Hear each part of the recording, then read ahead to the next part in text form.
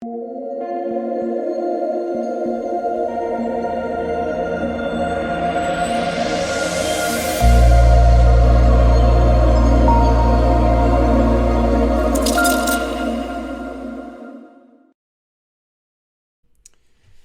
what is going on, guys? It's DK.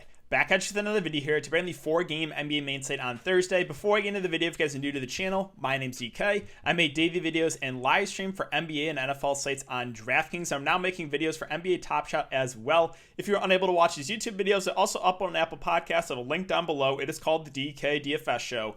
If you guys are interested in signing up for premium content, I offer that at patreon.com, an esports package which includes Call of Duty and CSGO. CSGO just had a takedown. Well, actually, a late stat correction pushed me to second, and I still have not got paid out yet. I'll show you guys that, but turned $10 originally into $18.50, but then got bumped down to $10 to $1,000. So, just casual losing $1,000 to the stat correction. That's no big deal, right? And then I offer an NBA package as well. And I do want to thank Prize Picks for sponsoring this show. If you guys are not familiar with Prize Picks, the idea is, again, you take over/under in fantasy points. They have some second half contests already posted. Sometimes a fourth quarter contest. They have stuff posted for tomorrow already. You can mix and match sports. Again, you're not playing against anyone. You're just playing against the house. So if you guys want to try it out, you can sign up. You just go DKDFS. DKDFS, all one word, link down below. You get a 100% match up to $100. You put $100 in, you get $200 to play with. And right away, I see one that if he plays, and I'm praying he does for my best ball team. I'll show you guys that too. I'll give you guys an update in the best ball. Then 34 is just too low for Draymond Green. But and before we hop in the video, I want to thank you guys for all the support. The live streams have really been popping off recently. Hit almost 400 concurrent viewers. We hit I think 130 likes. So thank you guys for all support. If you do like this content, if you leave a like button on the video, subscribe to the channel if you haven't already, and hit the notification bell so you know when I upload videos, you know when I'm live. Again, hitting that like button really does help me out. Closing in at 9,000 subscribers. And again, as always, make sure to check out the live stream tomorrow. All right, before we talk about players and the prices for this 4-game slate, we can look back in the lineup here from Wednesday. I am in a lot of pain. We haven't had a tilt video, feels like, in a few days. Got to do some tilt in here. I made some mistakes too. I'm so mad at myself. So mad at myself because I had the correct read on all the stars with Westbrook, Wall, Sabonis. I just made a couple boneheaded mistakes. And it was definitely mistakes because in the live stream, in the Patreon live stream, I was hammering home the 2 value center approach. I had Birch. I originally had Whiteside, hoping Whiteside was going to start. He didn't start, but I was like, you got to do that 2 center approach. Tice went off, Birch went off. It didn't go well for me. So let's go over my lineup. Rondo, Reggie Jackson, Kennard.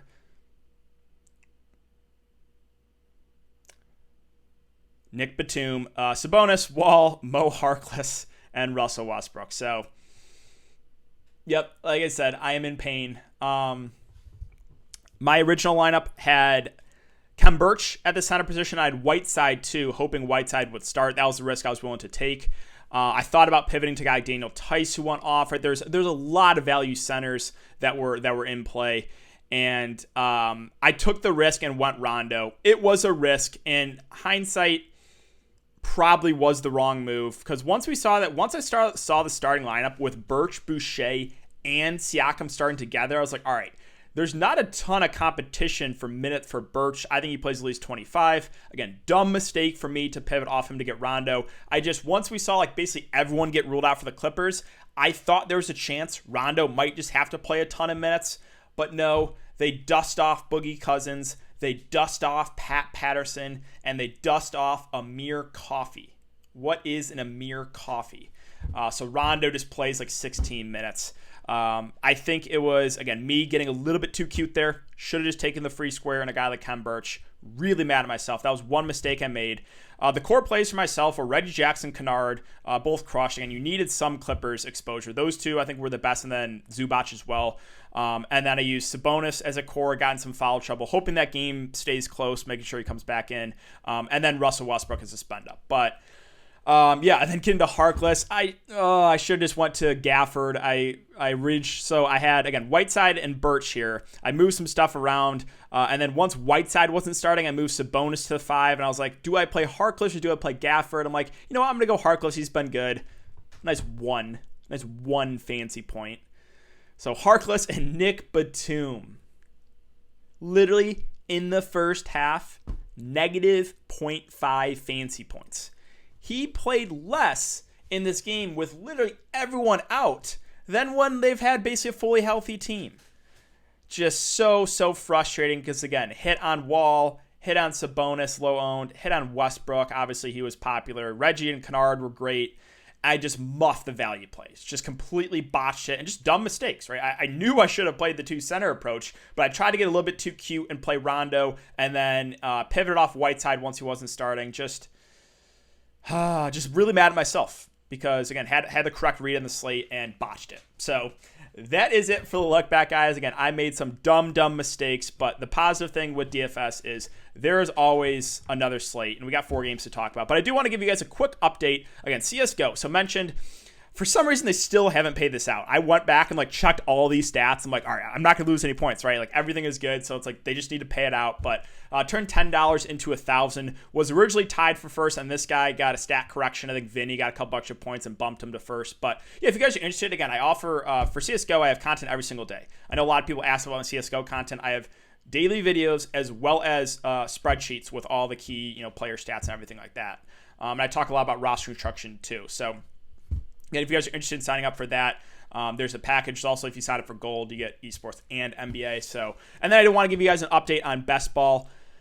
I honestly have no idea how, but without my top 4 picks and Kyrie missing a game, I am in contention to possibly advancing. So the top 2 of these 5 advance. I'm currently in 3rd.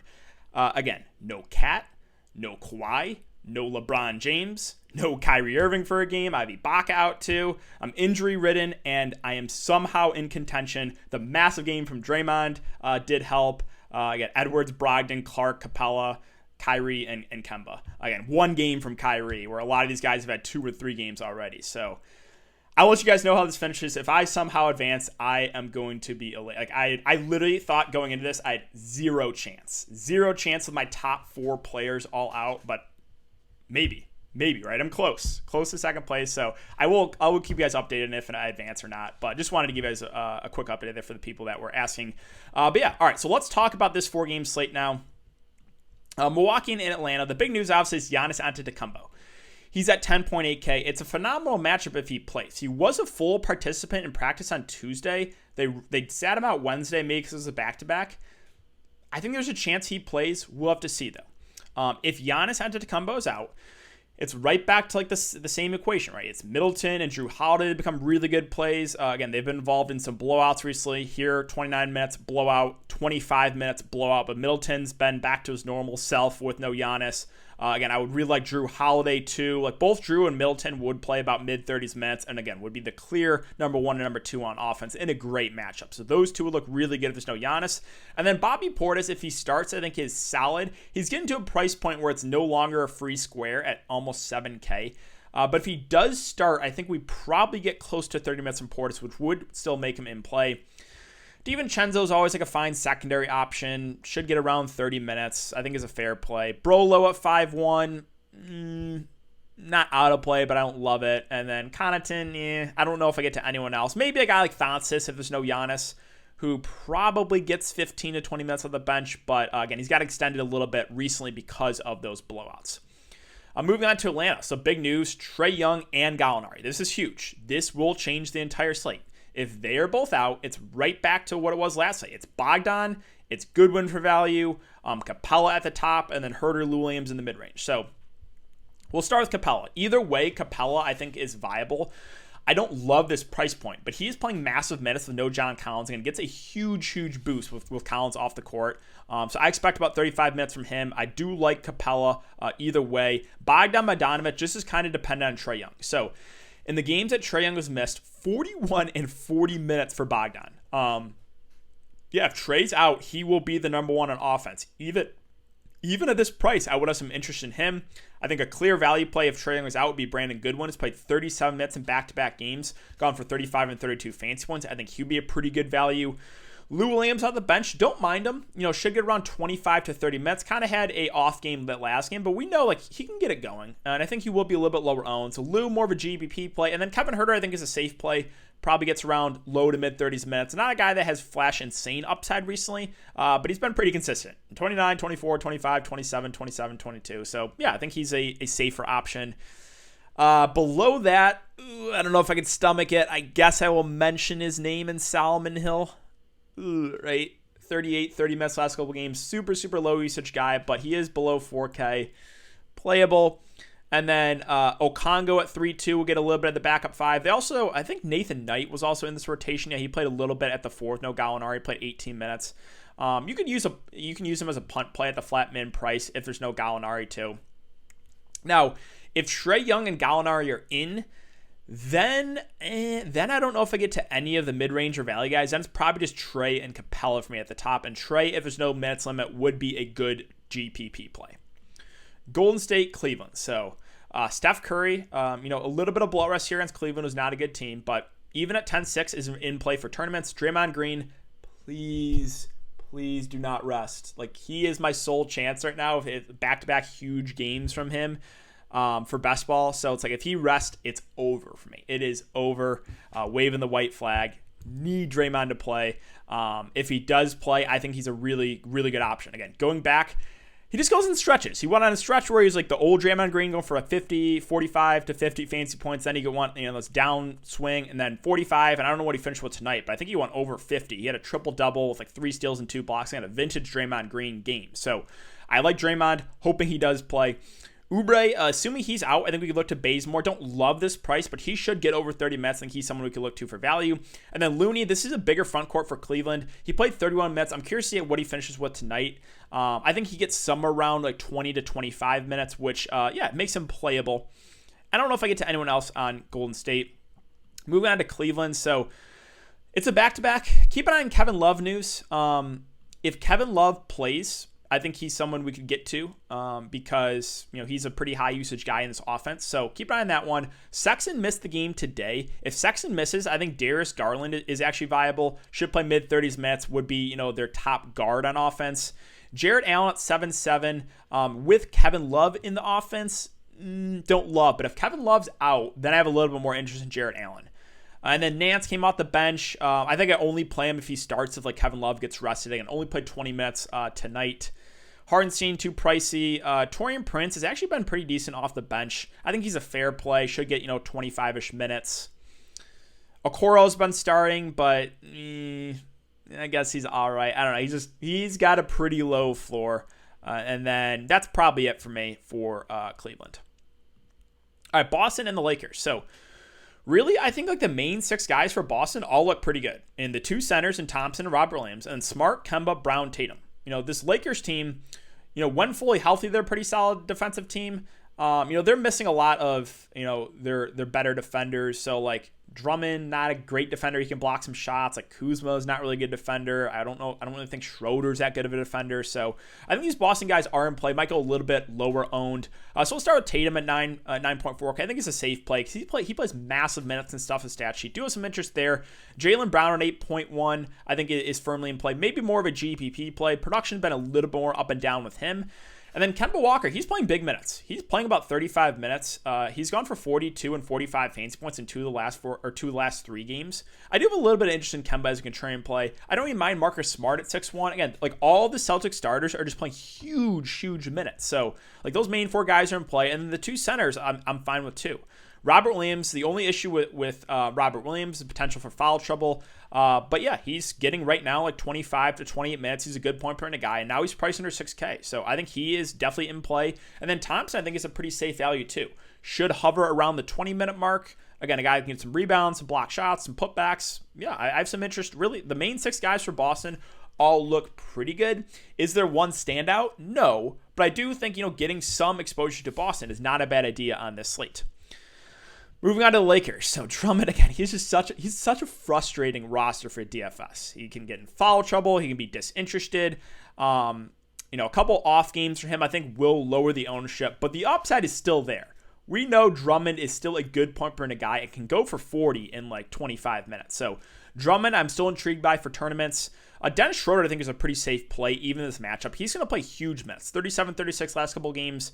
I'm expecting mid-30s minutes. Even though it's a bad matchup, I think Schroeder's is fine in both formats.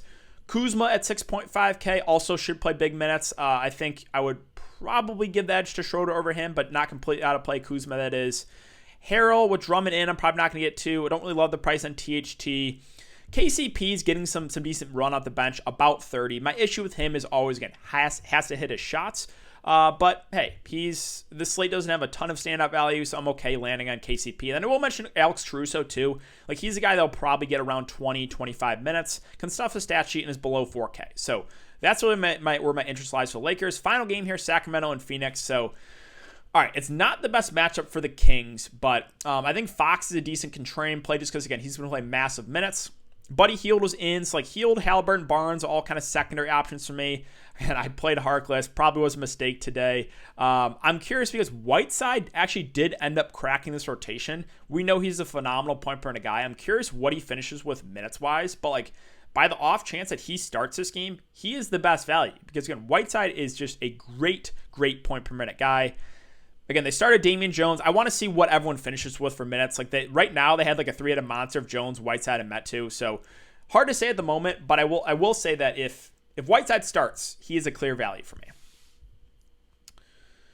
All right, let's finish up with Phoenix. So really, really good matchup here. There is some blowout risk. So like the top three guys in Booker, Paul, Ayton, I think all look really solid. The only concern is, definitely a chance this game is not so competitive. So Booker, again, he's the guy that has the most upside.